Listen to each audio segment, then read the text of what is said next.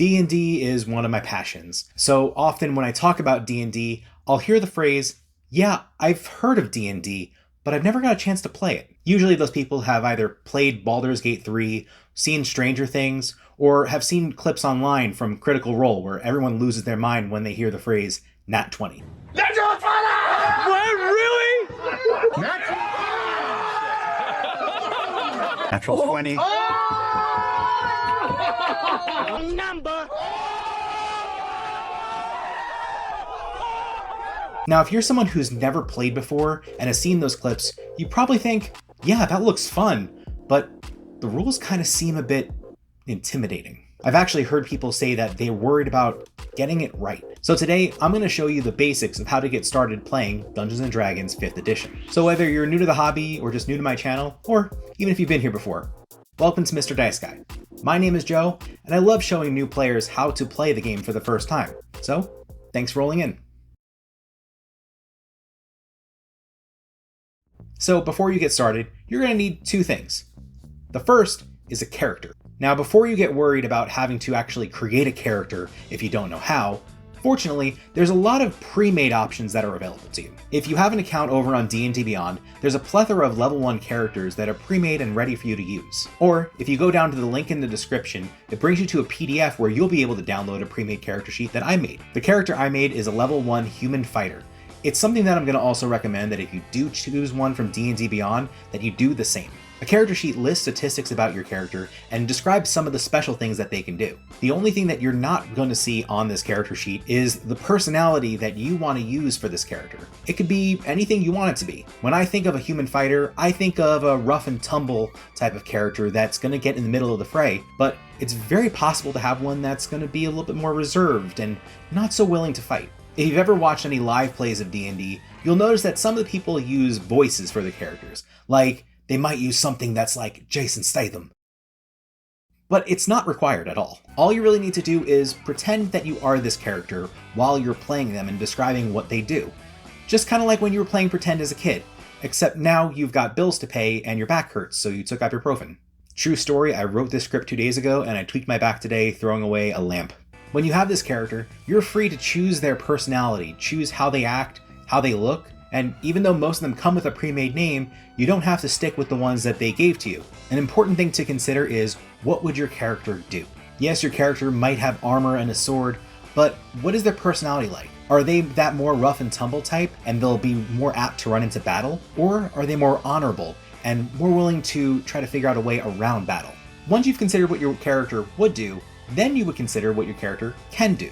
For example, if they're able to shrug off damage or avoid it entirely, making the decision of whether or not to go into battle might be a bit easier of a choice. Other characters might have better sneaking around skills, so they'll avoid combat and slip by unnoticed. When you consider both your character's personality and capabilities, it'll help inform you where to go with your character and what to have them do. The second thing you're going to need is some dice. If you're using D&D Beyond, they have a virtual dice roller that actually rolls the dice in a game engine. But there are plenty of other apps that you can download for your phone or tablet that are dice rollers that you could just download for free from your app store. However, in my opinion, nothing quite beats a physical polyhedral set of dice for an in-person game. You may have seen some ads online for dice that are really fancy and run upwards of $40 or more. God, I can't imagine how much they're going to be with tariffs. But you really don't need to be pressured into spending that much. If you go to your local game store, or if you even look online, you'll probably be able to find one that costs about $5 to $10. And really, I wouldn't suggest spending much more than that on your first set of dice. In fact, here's my first set. Even when I got these back in late 2013, this dice set was only $9.98. And I've honestly seen full sets, sometimes multiple sets of dice that you can get for about $5. Just be careful, it is a slippery slope. Once you buy your first set of dice, there's kind of no going back. If you're not careful, you'll be making a YouTube channel that has a name and a logo that references how much of a dice goblin you actually are. Like these here, they're not even books. They're dice. Yep, I definitely have a problem. But with obsessions aside, with a character sheet and a set of dice, you're now ready to play. Well, almost. I forgot probably the most important part, and a trigger warning for my fellow introverts. You can't really play D&D alone. You need a group. You need to be social. Now, if you already have a group of friends that has space for you to join, it's honestly one of the best ways to get introduced into the game. But if you don't have a friend group that's playing, there are other options for you. There are plenty of online resources for finding a group, such as looking through Discord channels, or Reddit posts, or looking through Roll20. Or if you really want to play in person, you can try going to your local game store and see if they have any schedules for 5th edition games, or whatever game you're looking to play. You'll want to look for the ones that say that they welcome new players and are beginner friendly. Those will be your best bets. I wanted to take a quick moment to address something kind of serious. Even if you're a little bit shy as a newcomer, D&D or any game you play with others should be fun or at least enjoyable to learn. If something starts to make you feel uncomfortable or you're not vibing with the group or maybe you're just not even having fun, there's no requirement that you continue to play. I love D&D enough to sit here and make videos about it, but something I constantly have to remind people that I think is very important to keep in mind is that at the end of the day, it's just a game. Games are supposed to be fun, even if in the game there are things that happen like setbacks. It should feel like it's enjoyable to be doing. I really do agree with the phrase that is, not playing D&D is better than bad D&D. Anyway, have fun, stay safe out there, and back to the video. Every D&D group has 2 roles. For you, you're going to be a player along with most everybody else. You are the ones who are going to be controlling a specific character, exploring a world, and playing the narrative of a story. And then there will be one person called the Dungeon Master or Game Master, DM or GM for short. The GM is the one who decides what happens with the world outside of the characters that you control. They will describe situations, settings, and even control some enemies. Your job as a player is to make decisions for your character and let your GM know what your character's intentions are. And then your GM in turn will let you know what happens as a result of your or your group's actions and any more information that becomes available. Here is what it may look like. The party enters the mouth of a cave where the farmer's lost son was last seen entering. It's quite dark inside, but you then hear a rustle coming from inside. What would you like to do? In this case, a scenario was put in front of you. Think in real terms. You're here for a reason based off of a lead. It's dark in front of you, but you can hear something. Would your character just turn and run away? Probably not. They're one of the heroic types. So, what can you do? I'd like to light my torch to see what's inside. With the torch lit, Alder can see a giant rat standing there in front of him, which then begins to hiss. From this point, several things can happen, but this is the basic loop of play. You were presented with a dark cave and a sound, you lit a torch to be able to see, and as a result, something happened that you can now make a further decision about. But sometimes there's information that isn't always given to you right away. Sometimes you'll be asked to make a check for something that you're trying to find out or to make sure you can accomplish something. You roll a d20, which is a 20-sided die, much like my logo here, and then when you get the number off the dice that you roll, you're going to add your modifier based on whatever type of task you're trying to accomplish. That in turn determines how successful you were. I'd like to see if I can figure out why the rat's hissing at us. Roll an animal handling check. The GM has a secret number called the difficulty check, or DC for short, which helps determine whether or not you succeed or not based on whether you rolled lower or at or above that number. Sometimes it'll be pretty obvious whether you failed or passed, but other times it's a little bit more ambiguous. Like here, for example. I rolled a 10, plus 1 from animal handling gives me an 11.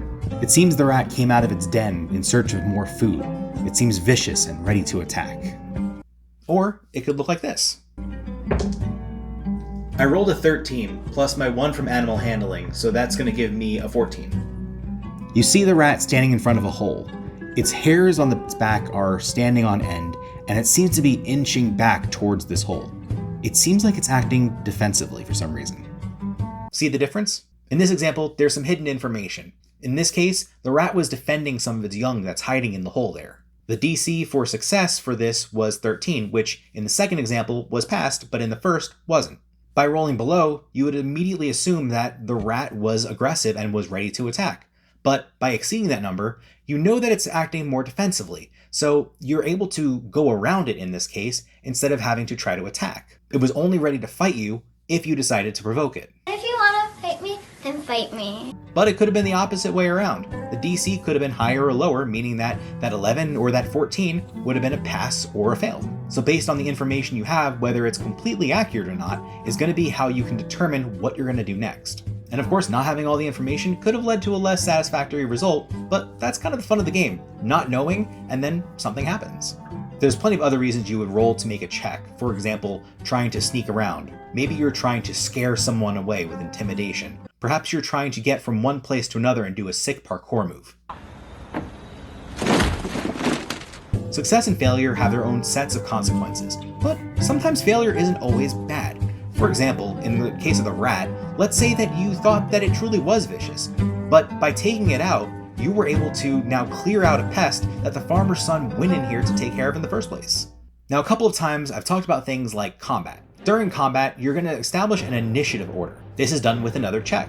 You roll your d20 and add your initiative bonus to determine what your initiative score is. Initiative is essentially the turn order in which you're going to be doing a scenario upon. Initiative is used in combat primarily, but can be used for other things as well, so long as you need to determine who acts first in a given situation. For example, initiative could be asked for whenever a trap is sprung, and you need to see if somebody's able to move quick enough to evade the trap. But anytime you're in combat, using initiative helps determine who's going to go first in fighting. If you've ever played any turn-based RPGs, it basically works the same. One person acts, then another, then another. When it's your turn in a combat initiative, typically speaking, you move up to an enemy and roll your die to determine whether or not you'll be able to hit them with an attack. But sometimes, you'll be the target. I'm in danger! In this case, the DM will roll a die and see if they can exceed your AC, your armor class, which will then determine whether they hit you or not. If they are lower than that number, they miss. If they're higher than that number, well, then you get hit. But sometimes it's not your AC that's going to be targeted. Sometimes you may be targeted by a magical effect that'll ask you to make a check called a saving throw. Just like with most checks, you roll your die, add your modifier, and this time you're going to learn whether or not you were able to avoid or lessen the effect, or if you happen to take the full brunt of it. The goal of combat is to spill the blood of your enemies, force their surrender or retreat, or even retreat yourself. The ultimate goal? Stay alive. Now, before I wrap this up, I did still want to tackle one topic that's important, and that is how to play D&D wrong. Now, you may think of getting it right as making all the right choices and doing everything correctly and successfully, but that's not exactly what that means. Yes, sometimes you're going to have your character make the wrong choices in the game world, but nothing in that pretend world is how you play D&D wrong. In fact, it has to do with everything you do in the real world. D&D is, by its nature, a team-based game. If you're playing with people, you want to work with them, not against them. If everything you're doing is against what the rest of the group is looking to do and really goes against the team's goals, then you're not really playing with them. Now, I'm not saying that everything that you do has to be completely agreed upon by the group, but you don't want to go against what the group is trying to do as a whole. For example, if your group has decided that they wanted to try to do things stealthily, one thing you don't want to do is just rush in, guns blazing. Otherwise, you end up with something like this. Oh my god, he just ran in. More responding. At least I have chicken. Also, something to remember is that you are not the main character. Everybody is the main character. Everyone deserves their time in the spotlight and should have the chance to both succeed and fail. If you hog the spotlight, essentially everybody around you is just watching you play D&D as opposed to playing D&D themselves. And in that case, why not just have Critical Role running? Now, I understand there is a little bit of a difference between someone who's more outgoing and willing to speak versus people that aren't necessarily. A pro tip I have for you is that if you are one of those people that is more outspoken, focus on the person that isn't quite so outspoken. Have your character ask them questions about the scenario that's at hand, like, what do you think that they should do? What would you do in this situation? This gets people more involved, and it makes things so much more fun, because now instead of you just taking action and you doing something, now both of you are working as a team toward the same goal. When you play as a group, you succeed together, you fail together, you cry together, and you laugh together. And your GM is going to love you for getting the quiet ones to talk. Now, of course, this is a pretty high-level overview of D&D. There's more nuanced rules and things to learn, but understanding the basic gameplay loop and table etiquette is a great way to get started. And in my opinion, the most essential part to being able to play D&D. And really, the basics are a good refresher for anyone that's even experienced. Like myself, for example. As I was writing the script, I looked at it and said, you know, I really should start talking to the quiet players a bit more often. And also, I really need a budget for dice next year. And something to settle your nerves, you don't really need to know all the rules to get started. D&D is one of those games where you can kind of learn as you go. Not to mention, there's lots of rules and lots of books, so not even the experienced players know everything. For example, I've been running a game of D&D for several years now, and just a month ago, a player pointed out a very obvious rule that I missed. So what you do is, once you know the rule, you adjust and you go from there.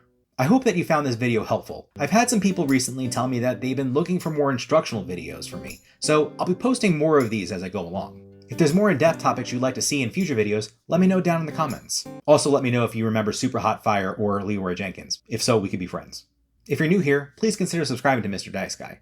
As I mentioned before, I'm looking forward to making new videos just like these. On the regular, I make videos that have stuff that you can take to your table for free. But that's all the time I had for this video, so until next time, thanks for rolling in.